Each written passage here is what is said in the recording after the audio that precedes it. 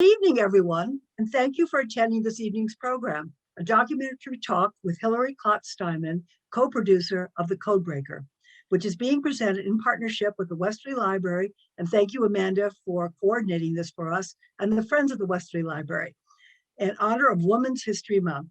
My name is Peg Murphy-Bride, and I'm president of the Friends. But as a longtime friend of the Klotz family, I am extremely honored and pleased to introduce Westerly's very own Hilary Klotz Steinman, daughter of the late Paul and Nancy Klotz, old friends of ours. Hilary is born literally at the Westerly Hospital and bred Westerly girl, and has many happy memories to count from her years at the Little Red Schoolhouse, State Street Elementary School, Winnipeg Day Camp, and of course, piano lessons on the second floor of the library. I should say recitals. Just to name a few. Hilary currently lives in New York City with her husband, Rob, and their two adorable, lovely teenage daughters, Lucy and Paulina, who now all love Westerly and the Westerly Library just as much as Hilary. And they still spend their summers in Westerly. And as an aside, I remember attending Hilary and Rob's most fabulous wedding at the old Winnipeg many years ago. Not that many. Hilary is an Emmy Award-winning independent documentary film producer and has been producing historical, verite, and investigative films for over 20 years. Her work has been featured at the New York Historical Society, on Al Jazeera, PBS, NBC, MSNBC, CNBC. Yep, all codes for how successful Hilary's career has been. Hilary has extensive experience working on projects that shed light on and raise awareness of important social issues, ranging from teens aging out of foster system to newly blind people struggling to cope with vision loss. Women experience the pain and frustration of infertility and dangerous environmental and labor conditions stemming from the electronic industries in China. Hilary won an Emmy Award for co-producing The Pill, about the history of birth control and its impact on American lives through the PBS series American Experience. And as a follow-up, Hilary also produced and directed Test Tube Babies, about the development of IVF in America. She's also been honored with many awards, including the Christopher Award and an Emmy nomination for the PBS series Slavery and the Making of America, and an Emmy nomination for her research on the Bill Moyers PBS series Becoming American, the Chinese Experience. Other recent projects have included the independent documentary films Death by Design, Children of the Inquisition, and Going Blind. And in February 2020, Hilary established Snappetree Films, appropriately named after her favorite place, to produce independent projects that explore forgotten or overlooked histories and illuminate the experiences of women and girls in America and globally. And this being Women's History Month, it is extremely important to note that most of Hilary's work has focused on women's history, health, and reproductive issues. To that end, Hilary is here this evening to illuminate us on her most recently produced documentary, The Codebreaker, a documentary for the PBS history series American Experience about Elizabeth Smith Friedman. No ordinary woman was she, but a pioneering codebreaker who thwarted organized crime during Prohibition, hunted Nazis during the Second World War, and helped develop the science of cryptology in America. A true story of love, spies, and the unlikely heroine who outwitted America's enemies. And now I'd like to introduce to you Hilary Klotz Steinman. And Hilary, we welcome you, but before we begin the discussion on the Codebreaker, can you give us a brief intro of what led you to producing documentaries? And can you further break the code for us and tell us and reveal exactly what is entailed in producing a documentary? Well, first of all, thank you so much for having me here, Peg, and thanks so much to Amanda for coordinating this whole program. There's no place I like to be better than the Westerly Library, and I'm a hometown girl, so I'm very honored to be asked to speak in my hometown, even virtually. I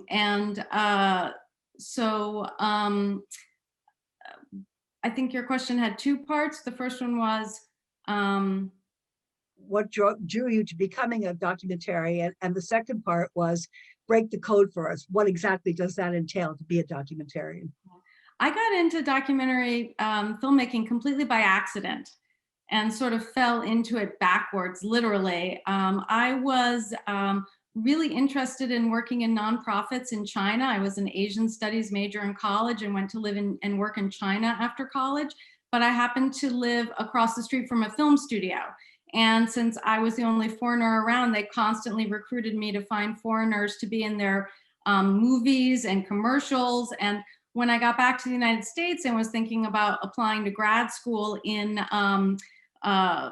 something like international affairs, I had nothing to put on my resume. So I put on my resume that I worked for the Pearl River Film Studio as a translator and a fixer. And of all the things that got any bites of interest on my resume was that.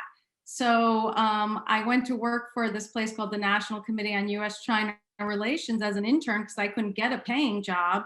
And they sent me to see a bunch of people, and they all kept saying, why do you want to do this? You do film. And they introduced me to a woman who was making films on modern Chinese history. And I still thought I'd continue to go to grad school and get a master's in international relations. And I went back to China one more time, but I already was bitten by the documentary film bug. And so after a year in China on a program, I abandoned my master's and came back to work for the same production company again on a series on modern Chinese history for PBS it was called the China Trilogy. And I worked on 2 films in this series, one about China under Mao called the Mao Years, and then one about China after Mao through Tiananmen Square called Born Under the Red Flag.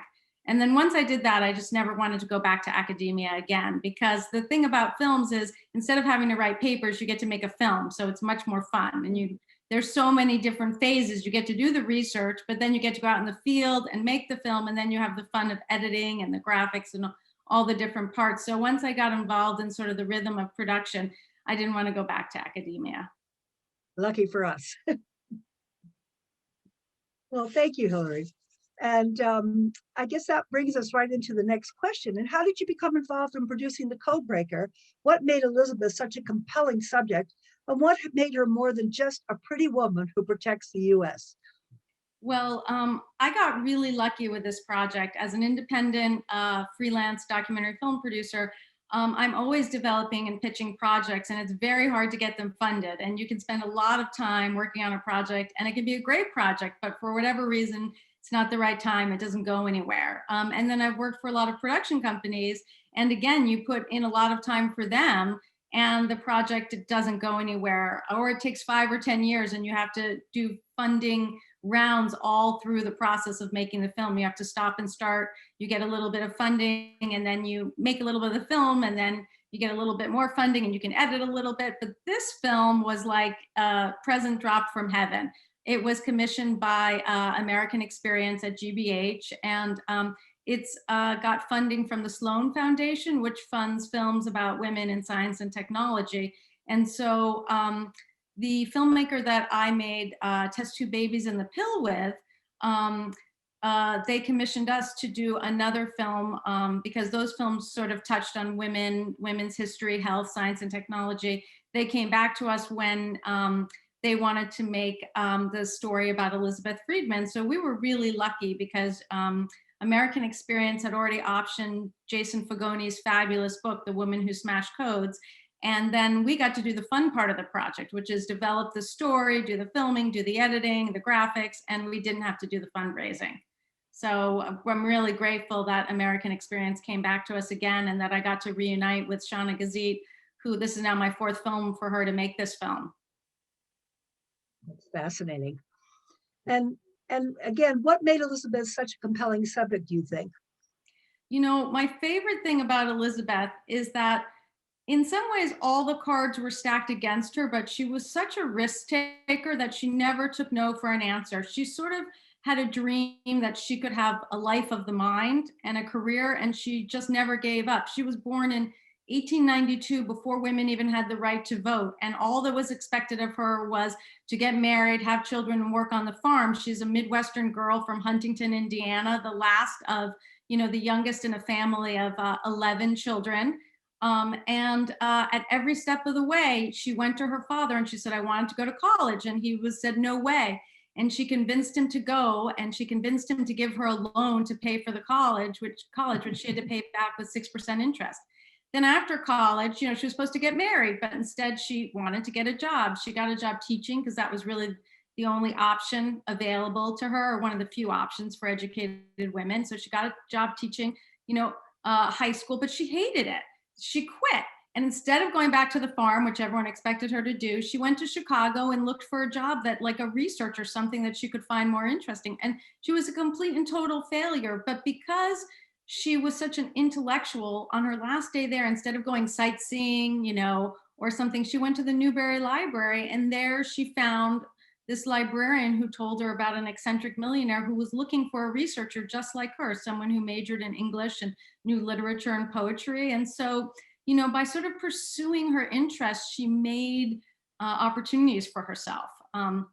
So I really admire that about her. And she sort of continued that throughout her life. She never thought she couldn't do something. And I also love that she did not suffer fools gladly. She always said what she thought, which makes her, especially for a woman, of the era in which she grew up, makes her, her outspokenness was not always appreciated, but it made her, it very much endeared her to me. Hilary, I can understand why. She's quite a woman, and so are you. And I think it would be interesting to know a little bit about your archival research. What did that involve? And did your research involve any interviews with the family or anyone who was immediate? I know a lot of them were deceased, but. Yeah. Well, unfortunately, both of Elizabeth's children were already deceased, but her grandchildren and her great nieces and nephews are living. And we were really lucky in that they didn't really know Elizabeth very well personally. They were very little. And so they had sort of few memories relating to her, amazing career spanning 2 world wars. But they did provide us with some really special family photos, especially of her early years growing up on the farm in Huntington. Which we weren't able to get from any other sources. So that was terrific. And then her great nephew actually wrote another, in addition to Jason Fagoni's book, he wrote this fantastic book called The Life and Code. His name is Greg Stewart Smith. And we were able to use that book along with Jason Fagoni's book that had involved so much firsthand research that we could have never done in the short time that we had to make the film. And then the other great thing was that Elizabeth and her husband, William, were pack rats. They kept everything. They had a huge library, and they donated all to the George C. Marshall Library in Lexington, Virginia. And it included hundreds of personal photos and professional photos. So we were able to access those. And we were really lucky because there's great material in the National Archives and there's great material at the Marshall Library. But when everything shut down for COVID, the librarian at the Marshall Library, the library was closed. And you could see pictures online, but there was nothing that was broadcast quality worthy. But she, kind of took personal risk on her own. And we sent her a hard drive, and she went into the library, copied everything for us and sent it to us, which was way above and beyond the call of duty. And we got all of our archival material from the National Archives. They literally shipped it out the day before it shut down. So, or, delivered us electronic files. So we were really lucky because without those visuals, we couldn't have made the film. That's fascinating. And that segues right into our next question, which really deals with the pandemic. And how was it making a documentary during that time? Sorry. What were your challenges? When the world shut down in mid-March, we thought the film was kaput because we were supposed to do all our filming in the last 2 weeks of March and the first week of April. And we have such a tight production schedule and a limited budget that we didn't know if we couldn't do filming, would American Experience just say, you know what, we're going to take all the money we gave you back and give it to another film. We just didn't know what would happen.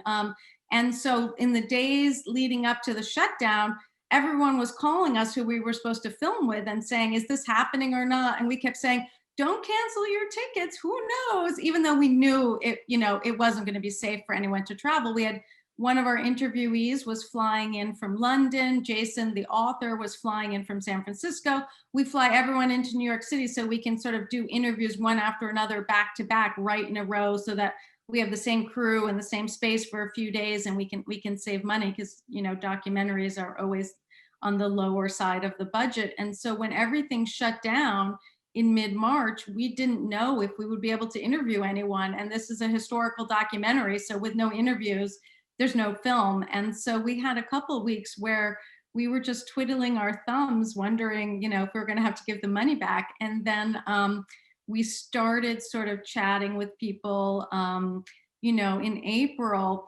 about what conditions might they possibly want to come and do an interview. If we sent a camera to their house and it was a do-it-yourself, set it up yourself kit, would they want to do it? What level of comfort did they have? Could a cameraman come? A camera woman? And then finally, we just got really lucky because we were having these sort of vague conversations with people about what might or might not work. And some things were completely out of the question, like we couldn't go to London and our person in London couldn't come here. But then we got really lucky in that a camera woman that we love, who we work with a lot, sadly had COVID, but recovered. So she felt brave enough to travel. And then we had enough of the people we wanted to interview who felt comfortable going to a studio to do the filming there with just one person per day, with a lot of COVID precautions in place. But, in the early days, it was hard to, get the Purell was out of stock and the masks were hard to get. So every little thing was a huge challenge. But in the end, we went to each person and we found a studio near them, and we had to pay for the additional rental and the additional lighting equipment, and the costs were astronomical, but our interviewees were lovely and sort of brave. They loved Elizabeth's story. They wanted her story to get out there to a wider audience. So they came and they did the interviews with just our camera woman, Claudia, who's amazing, and an assistant camera, Lucas, and a sound person. So just the four of them in the room. And then myself and Shauna, the director, did the interviews via Zoom. So I was just in my room and on Pawcatuck Avenue in Westerly, doing the interviews, with people mowing the lawn or, construction going on next door or whatever. But we were really lucky because they set up the technology so that we could have the right eye lines, so that it looked like we were in the same room together looking at each other and talking. So it wasn't like someone was looking over here. It didn't look funny. It looked normal. And then we were really lucky that we could have gone the route of doing like this do-it-yourself kit, where we send like a basic camera and one light and they set it up, and it looks worse than local news. Like, no, local news is great, but it's not meant to have artistry or high production values. And in the end, instead of going super low budget, we went super high budget, and we had a backdrop and we tried to create a lot of lighting. We tried to create a very sort of moody look that had sort of a spy, espionage, counterintelligence noir vibe. So that's what we were going for. And we were sort of thrilled with what our director of photography, our camera woman, was able to do. But we felt very guilty because with such minimal crew, she literally had to put up the metal scaffolding and hang up the backdrop and iron the backdrop and schlep the backdrop, that weighs like 50 pounds and put up all the lighting herself and do everything. So for such an accomplished camera woman, she'd been the director of photography for the Ruth Bader Ginsburg documentary, RBG, and all sorts of great films. So to get her to not only be the DP, but do 10 other jobs was really a blessing. And so we filmed those interviews in mid-June, in sort of the total lull in cases. And we just got really lucky that we filmed them all then, because then cases started to tick up again. And I don't know if we would have been able to, film after that. And then, so we were able to go into the edit and deliver on time. But a whole bunch of things had to go right for us to be able to make the film. But I'm so glad it happened. Well, it seemed seamless from our point of view, but we know it wasn't. And I also, you had alluded earlier. Well, first of all, I wanted to comment that I love the way the visual artistry of the film, particularly going from black and white to color when we got to Fabienne's beautiful estate. That was just whoa. Which brings me into my next question. Is what role did George Fabian really have to play in her life? And you alluded earlier to the mysterious millionaire that she came upon in the library.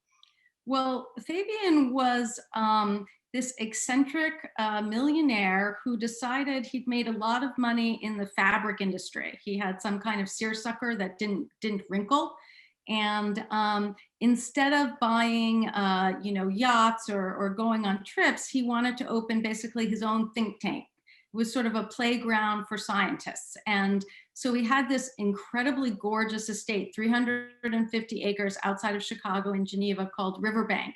And he built a lab right there, but he also had a zoo. He had built a lighthouse on the river. He had a windmill.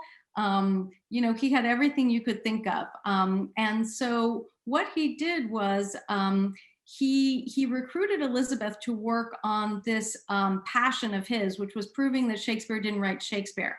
He believed that Francis Bacon wrote Shakespeare, which wasn't such a crazy idea at the time. Even people like Nathaniel Hawthorne or Mark Twain thought the same thing.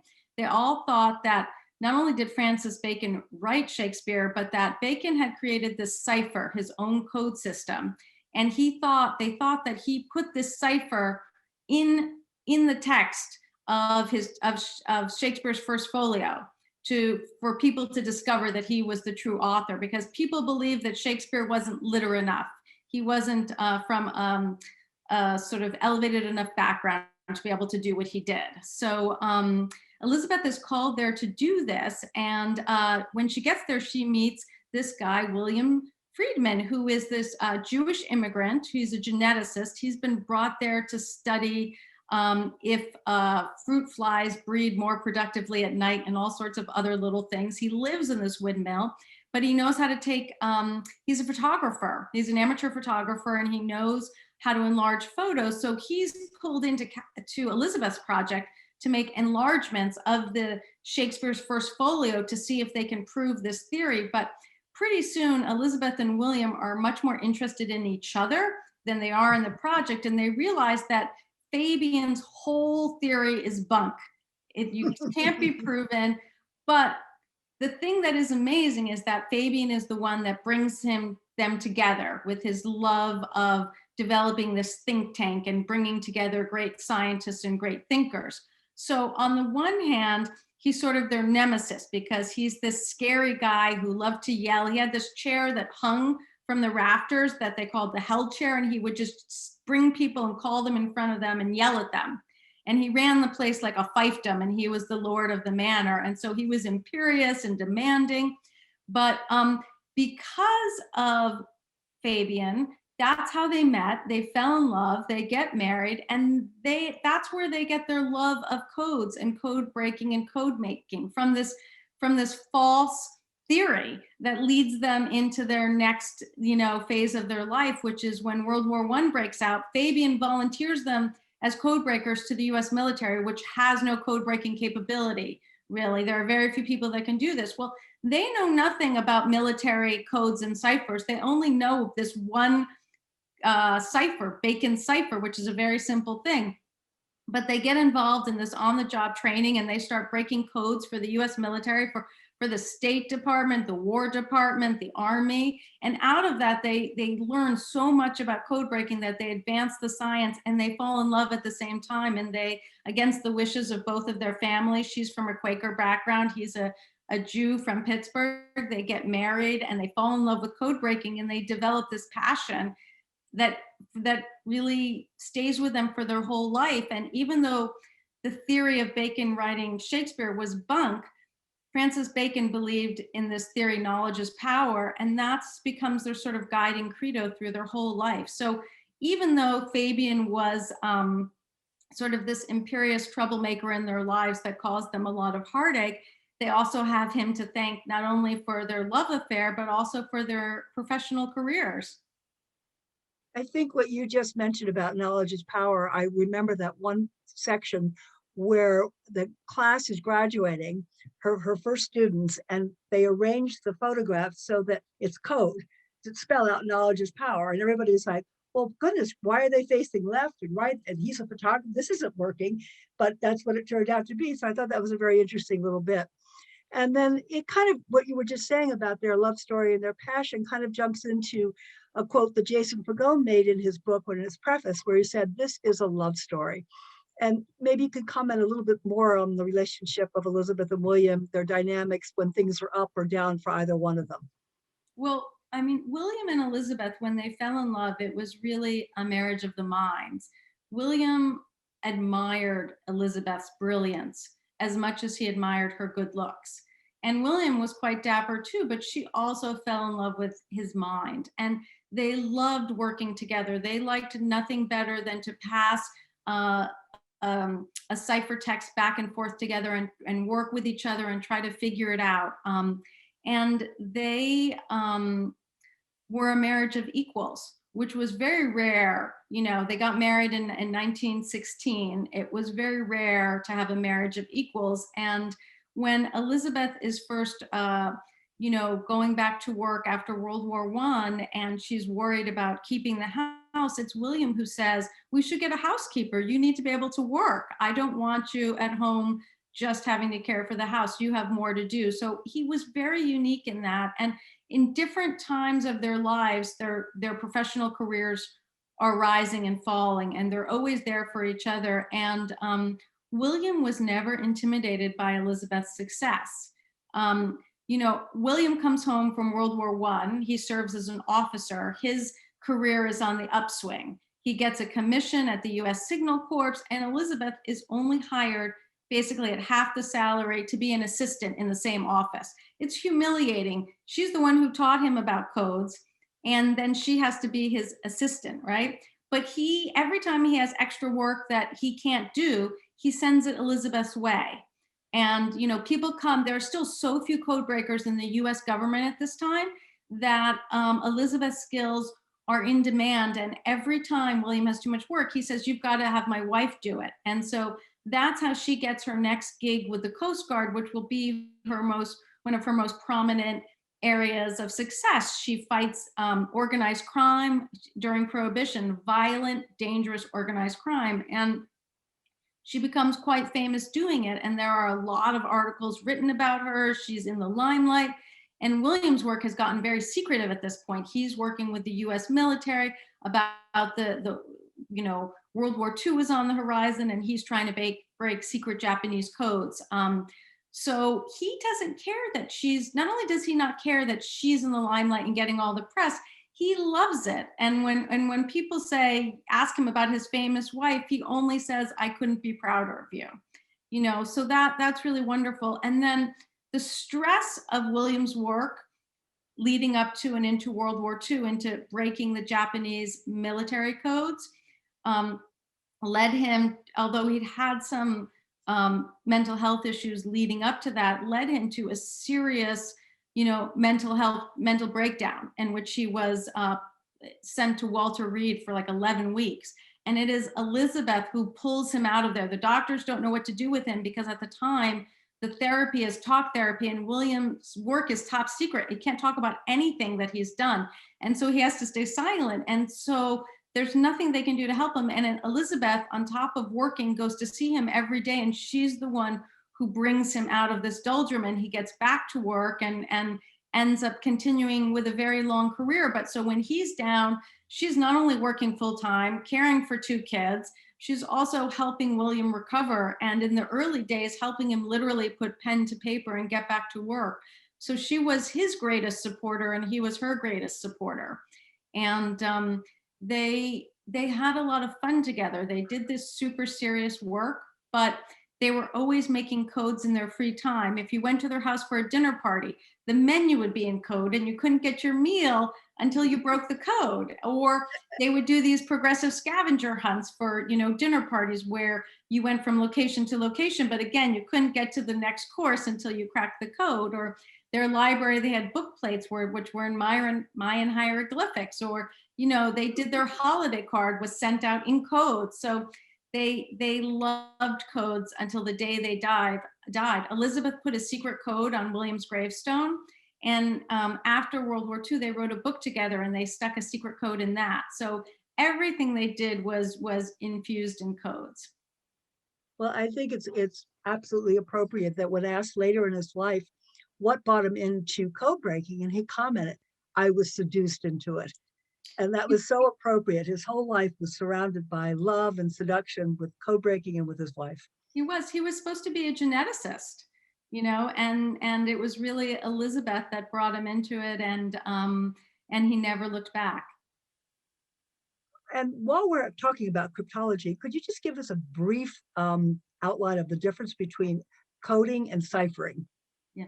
So the whole production team had to take a crash course in, cryptology 101 because we knew nothing about it. And we knew there'd be a lot of people in our audience who wouldn't know anything about it. So we figured if we could understand it, then everyone could understand it. But basically, we live in a world of codes and we don't even realize it. A code is one set of symbols that takes the place of another. So for example, when you get your report card with A, B, C, D, E, whatever, that's a code. Everyone knows that F is fail and A is, for excellent. The same thing with a traffic light.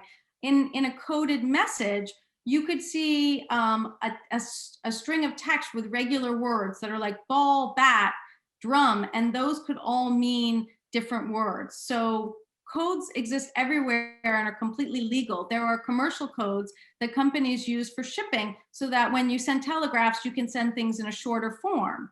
Or banks use codes because they, when in the old days when they used to send telexes, they don't want people to get their proprietary information. So they would send things in code, and they would have a book that says, if you see XYZ, that means, dollar or whatever. So codes are all around us all the time. Ciphers are far more complicated.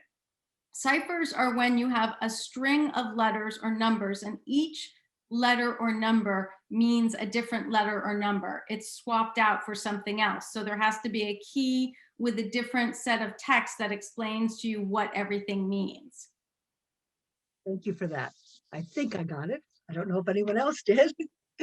I was wondering too, what made Elizabeth's work during Prohibition so revolutionary? I mean, that was quite an amazing time, which leads into my next question for the sake of time. If you could elaborate upon what role sexism played in her story and how did it help her navigate or not?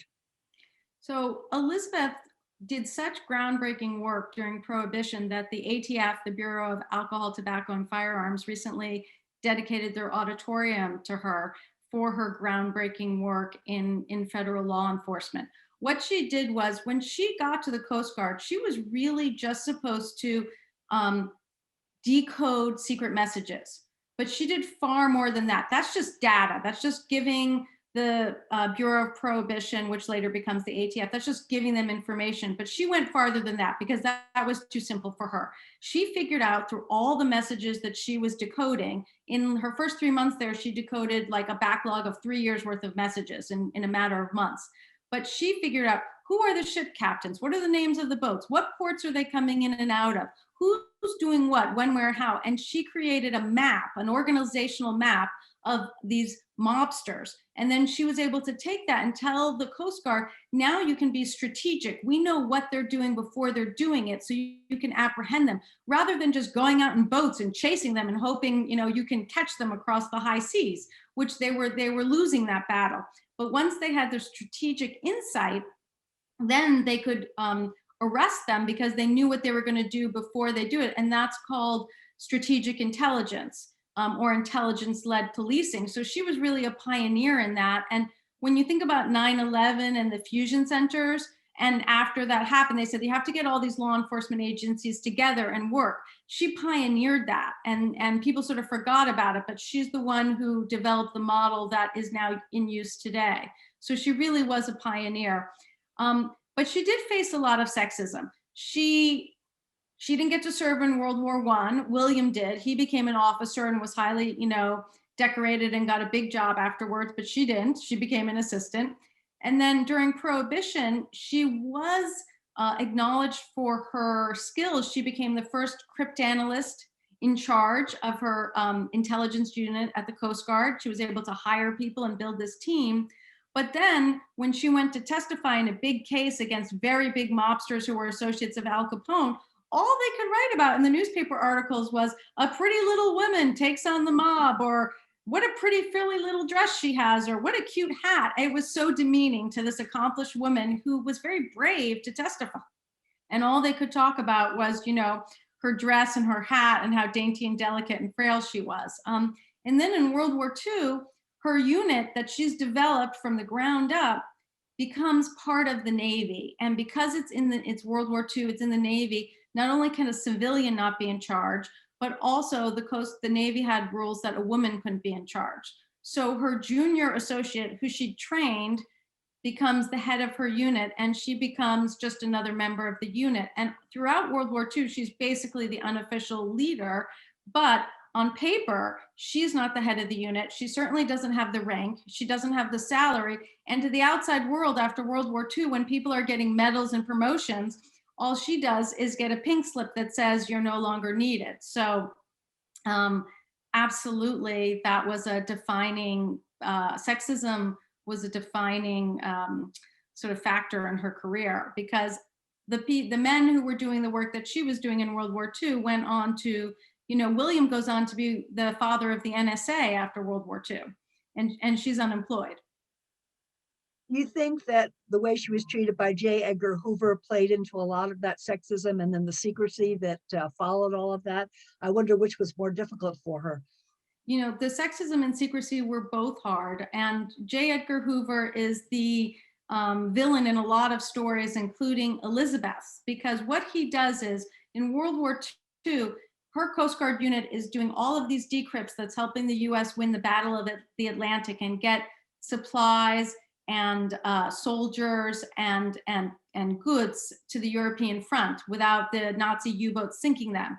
And the FBI does not have the ability to decode secret messages. So they use the Coast Guard's work, but they relabel every single piece of paper with an FBI label, so it looks like it's their work, and then they put it in the archives with the FBI label. And then Elizabeth is sworn to an oath of secrecy, like everybody in counterintelligence.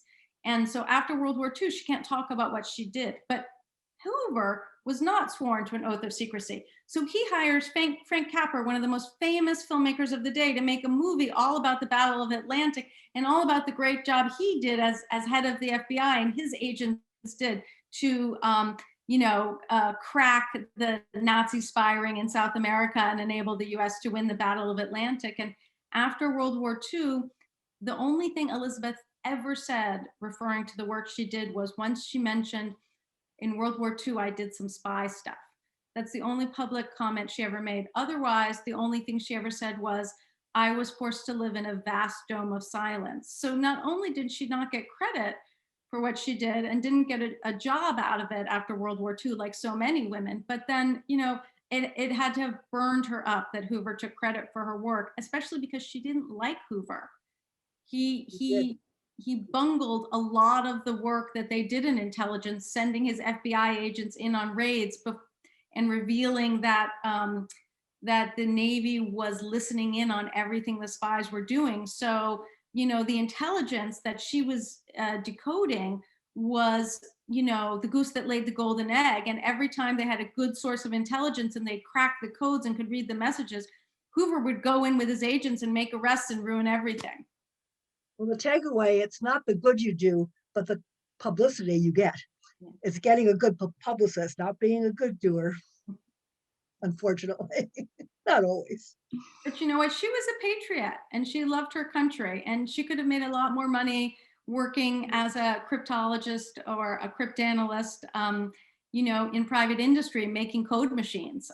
There was a big market for that, but both she and William loved their country and wanted to serve their country. So, in that regard, I think she was very proud of her service, even though she and William couldn't talk about it.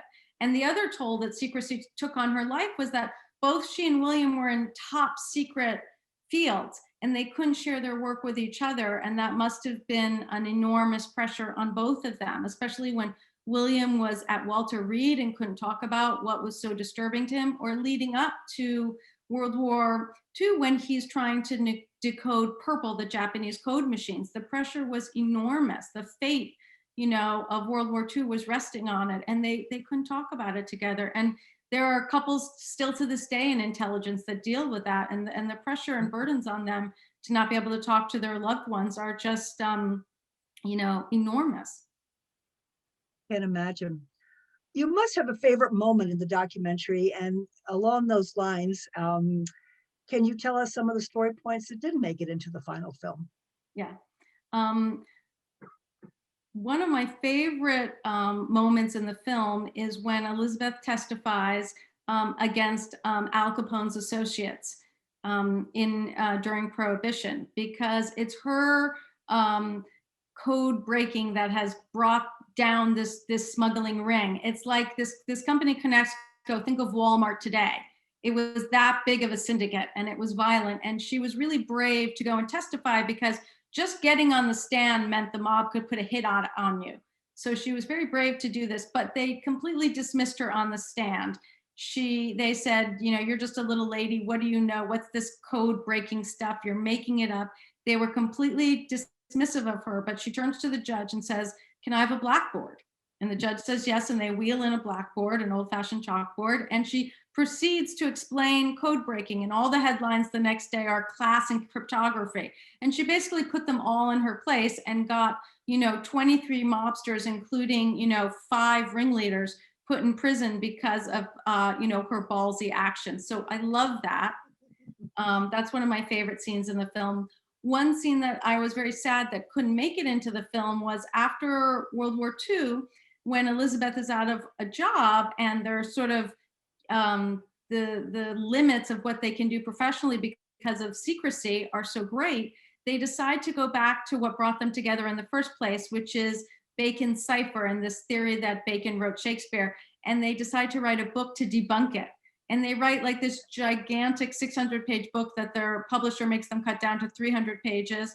And they put secret codes in the book itself. They have a great time writing it. They win the Shakespeare Folger Prize. And it was just a beautiful sort of end to their story, because this thing that brought them together, which was total garbage, but gave them their love, it gave them the professional life, it brought them, it started their love story. And so that's how they chose to end their career. And I thought it was so funny that all these years later, they were still so offended that people still believed that Shakespeare didn't write Shakespeare.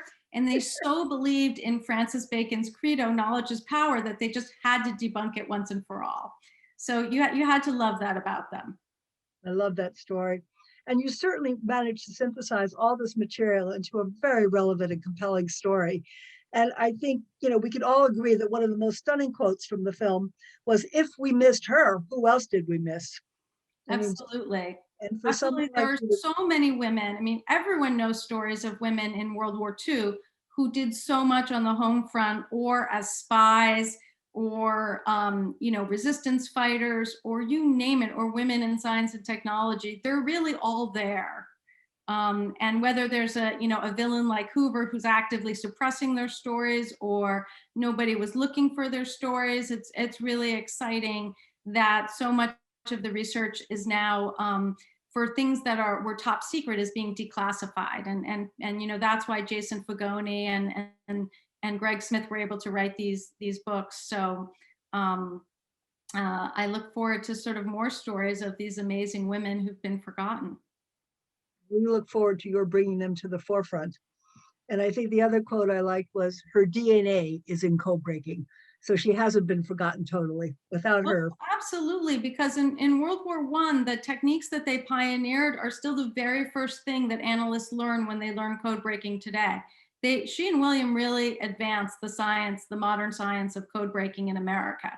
And so before that, it had been thought to be something that wasn't scientific at all. It was something that like people good with languages did. It was just intuition, and they really brought science, mathematics, probability, and statistics to it. Even though she was an English major and he was a geneticist, they learned all this stuff. They got, World War I was the best on-the-job training ever, and there was so much that they were called upon to do that they had to develop these techniques to do the job. And their DNA is in it today, absolutely.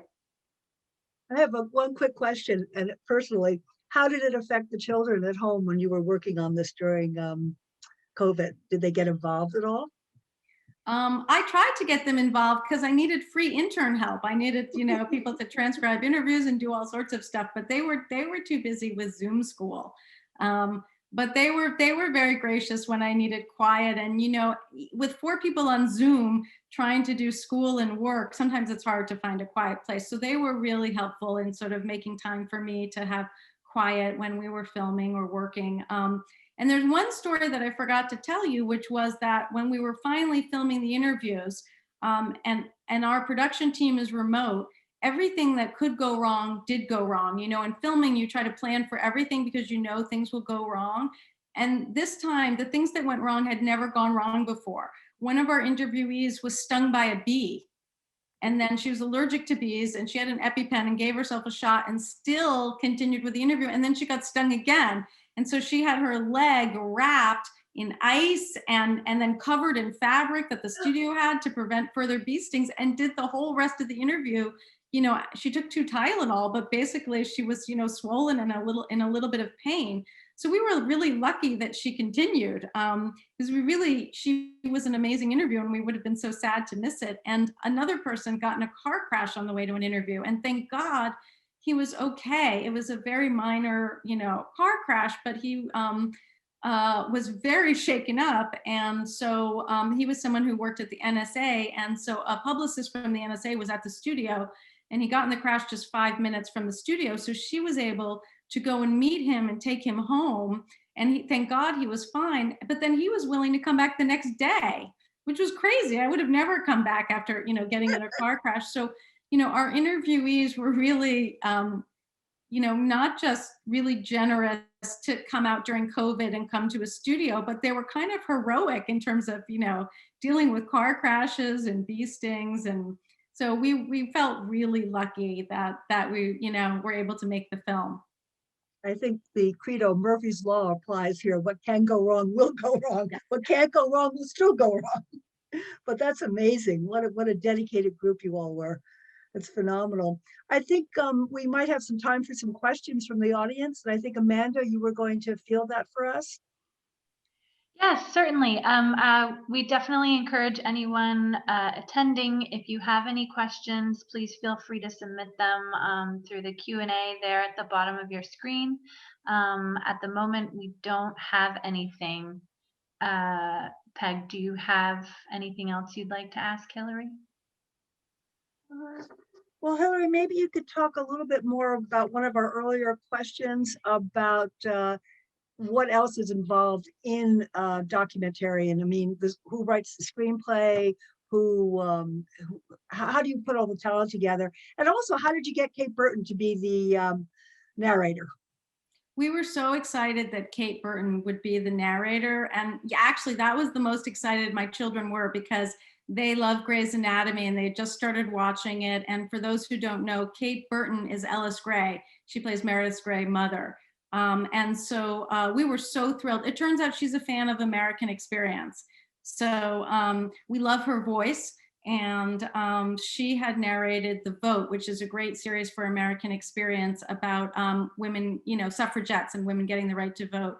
And so we'd seen that, and we were really hoping she could do that for us. And she did. And we were really lucky because she was willing to go into a studio in Manhattan to record the narration. At first, we thought we were going to have to send her a microphone and do it at home, which would have been fine, but there would have been sound issues. So we were really lucky that she was willing to get in a cab and go to the studio. She had all sorts of mishaps too with the cabs and the car services, and they weren't COVID friendly. And she was a really, really, really good sport.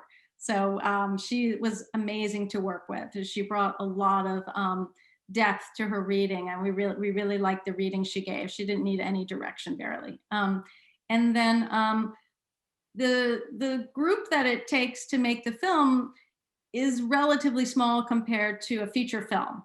The production team is really small. It was three people. Me, the director, who was also the writer, Shauna, and our associate producer. And then once we got into the edit, we had an editor. But then, you know, along the way, we work with a lot of people. It's a really collaborative medium. So when we're filming, we have our director of photography and our assistant camera and our sound person. And then, you know, we worked with a great graphics company, Big Star, that did all the graphics that you see with the code numbers and all the different things that are happening.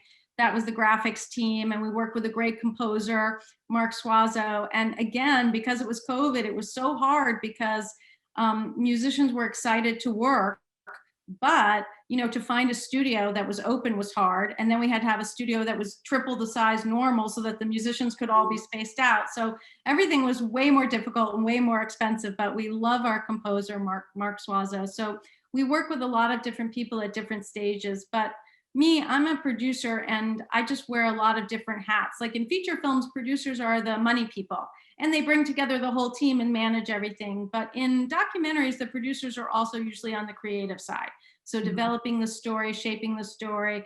And then I work closely with the director to do some directing and some writing all along the way. So on the research side, we sort of shape the story and think about the visuals and how we're going to tell the story, who are going to be our storytellers, what kind of imagery we're going to use, what's the look and feel of the film. And then in the production phase, we all work together on the shoots. And then when you get to the edit phase, of course, the editor has to do the heavy lifting, and we have an assistant editor and transcribers and all sorts of people helping. But that's when it's fun and it starts to come together. And thank goodness for modern technology. Our editor was in Boston, and the director was in the Catskills, and I was in Rhode Island, and our associate producer was in Brooklyn. But we could zip around cuts of the film, and everybody could share a screen on Zoom and watch the film together and work on it together with the graphics team. So, Zoom was a godsend for us. We couldn't have made the film without Zoom. How much interaction does the author of the book have in most cases, or not? Well, Jason Fagoni was a consultant, so he was great. During the research phase, he answered all our questions. He helped provide us with great images, because if we sort of had to start from scratch with all the visual research, the photos and the footage, it would take us much longer. And he's already done so much of it. So the great thing about him being a consultant is he could really point us in certain directions and save lots of time. And then, of course, we did a super long interview with him. He was so important to the story. We interviewed him for a whole day. And that was sort of a marathon event, which, for an interviewee, they get tired.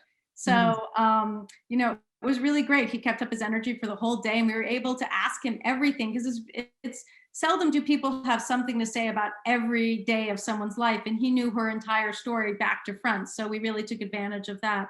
And then once we got involved in the editing, as we got further along, we sent him the script so that he could fact check it for us, and not just the nitty gritty, but sort of review things and make sure we got it right. So, and we had several academic advisors in addition to Jason, who we sent it to make sure that we got things right.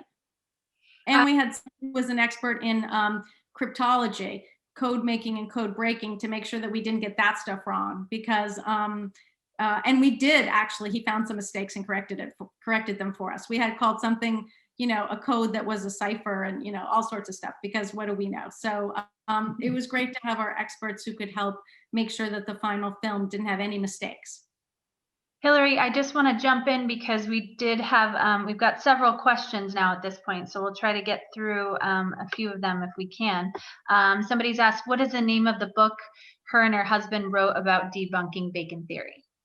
Oh, it's got a really dry title. It's like the Shakespeare Ciphers Examined or something. And Elizabeth and William hated the title because their publisher made them use it, and because the whole point was there was no cipher in Shakespeare, so they were furious. But that's the title, something like that. Thank you. What is your estimate of the number of people in code work today? Plus, I love how much you look like your mother. Oh. Well, I don't know who asked that question, but thank you. That's a real compliment. And I'm not quite sure of the exact number, but it's hundreds of thousands. One thing that Elizabeth and William were very uncomfortable with at the end of their life was what the NSA became, in terms of how it not just listening in on our enemies, but listening in domestically. So there are, hundreds of thousands of people in intelligence in the United States today, for sure. And globally, I don't know how many, but all those scenes you see in Homeland, or, all the, thriller movies, and there are, thousands and thousands and thousands of people working in this field today. So many of whom can't, talk about it. Wonderful, thank you. Your greatest 6-year-old fan, JP, wants to know what great world-changing woman you may feature next. Her takeaway from the Codebreaker was Elizabeth helped change the world. We've been looking into sort of women in science and technology, and there is a woman in the Navy who was one of the first computer programmers who is the one who invented the term like a computer bug or debugging. And she's the one who took computer coding out of this archaic language and made it something that ordinary people could understand, at that COBOL language. So she's kind of interesting. And there's a bunch of other people we're looking at. There are 2 early women who were the first 2 women in the space program who were World War II fighter pilots. So we're looking into them and all sorts of people. There are so many good stories. And please tell JP that there is a children's book now out about Elizabeth Friedman that she might like. And I'm going to take a picture of it and send it to her. Very cool. Somebody has commented that they loved your film and they're wondering if you have a next project in mind, from your childhood friend, Lizzie? Oh, well, thank you. You know, I have a project I'm working on right now, which is pandemic related. It's called Community Fridge, and it's about the community fridge movement in New York City, where there are literally refrigerators on street corners filled with food that anybody can take any time of day, day and night. And people put it in for people to take, and people take it out. And it's a real grassroots community movement that was born out of the hunger that people are experiencing during the pandemic. And it's been really helpful especially for undocumented immigrants who can't go to food pantries and don't get government benefits, who have no other sources for food. So we just had our first shoot for that last week, and we're doing some filming with a young woman. She's a 6th grade school teacher, and in the midst of a pandemic, on top of teaching remotely and everything that Zoom school entails, she took it upon herself to get a community fridge started around the corner from her school, which is in Mott Haven in the Bronx, which is the poorest zip code in America. So she's kind of a hero of mine these days. So we're working on that, but of course it's completely unfunded. So we're working on fundraising and filming and everything all at once. That's wonderful to hear. I think we have time for just one more question. Somebody has asked, where does one find info about the Codebreakers? Oh, about the film, or about that? You can find more info about the film, The Codebreaker, right on pbs.org. If you just type in the Codebreaker American Experience, it's got a website, and there's tons of additional material. There's not just lists of books, but there's all sorts of additional clips and all sorts of articles and there's a cool graphic comic, and there's original artwork. There's all sorts of stuff. So I hope you'll check it out. Wonderful. Thank you so much, Hilary. I just want to say, on behalf of the library and of course the Friends of the Library, thank you so much for joining us and taking the time tonight. This has been really wonderful. Lots of insight and very cool behind the scenes as well. And also a special thank you to Peg for moderating this evening. We really enjoyed this. So thank you so much. Yes, thank you so much, Amanda. Thank you, Peg, and thank you to everyone for joining in. I appreciate it. And thanks for your interest in the film. And if people want to watch the film, if they haven't seen it, you can watch it for free on pbs.org, or you can watch it on Amazon Prime. Thank you, Hilary. It was very informative. Sending you virtual hugs. Thank you for having me. It was great to be with everyone, and great to feel like I'm in Westerly. I'm missing it right now. You'll be back. Thank you so much, ladies. Take care, everyone. Good night.